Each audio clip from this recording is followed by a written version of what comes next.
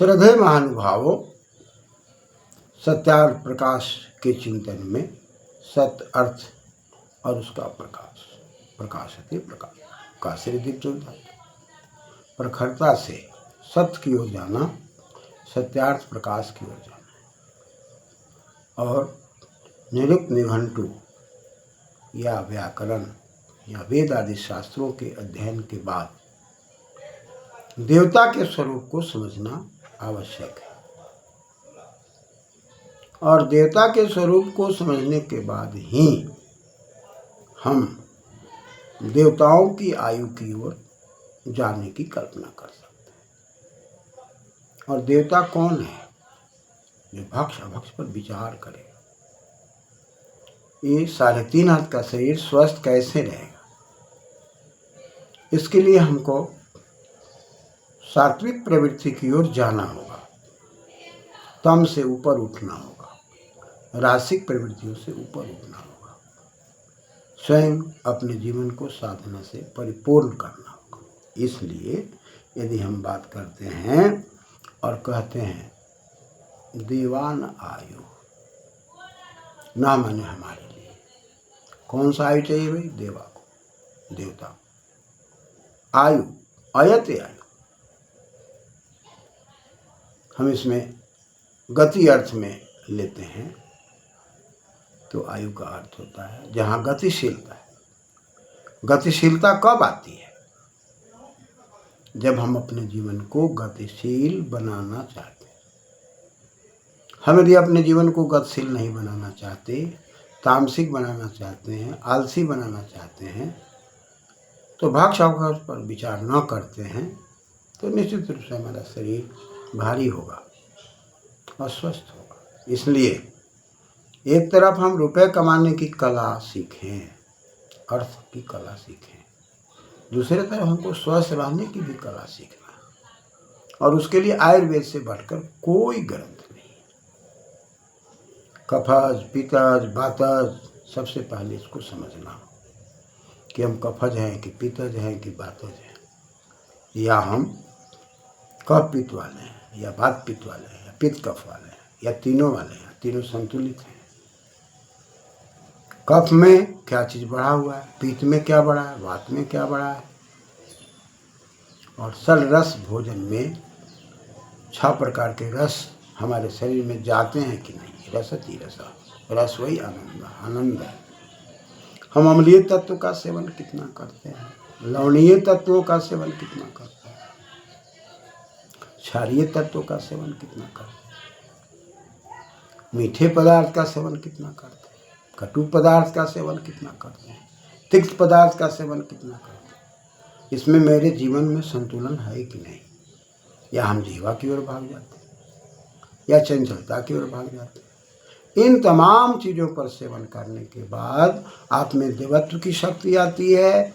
और जब देवत्व की शक्ति आती है तभी आप प्रार्थना कर सकते हैं कि देवान आयु प्रतिरंतु जीवस। जीने के लिए देवता की आयु चाहिए, और देवता की आयु मापी हुई होती है, तौली हुई होती है, ठोस होती है, सोच समझ के। और देवता लोग भद्रा, हमेशा भद्र के मार्ग पर चलते हैं, मोद के मार्ग पर चलते हैं। कोई ऐसा आचरण नहीं करते जिससे कि उनके आचरण से किसी को दुख पहुंचे। वो न्याय प्रिय होते हैं, सत्प्रिय होते हैं। इन तमाम चीज़ों पर चिंतन मनन जब हम करते हैं, चाहे शिक्षक होकर करते हैं, पिता होकर करते हैं, माता होकर करते हैं, तो निश्चित रूप से सृष्टि का निर्माण शुरू हो जाता है।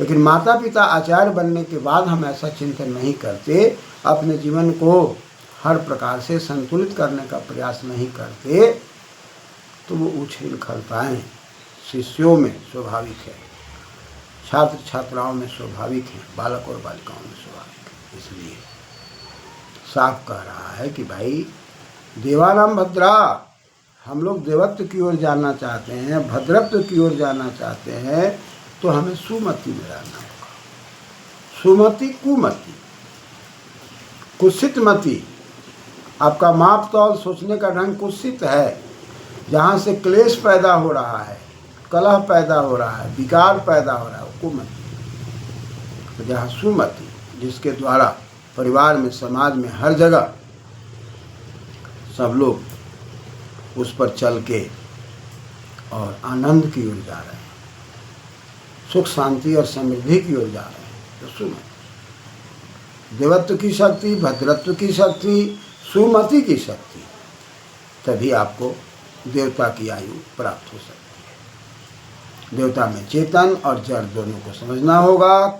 जड़ की शक्ति अलग है, चेतन की शक्ति अलग है। चेतन देवता से चेतन की तुलना की जाती है, जड़ देवता से जड़ देवता की तुलना की जाती है।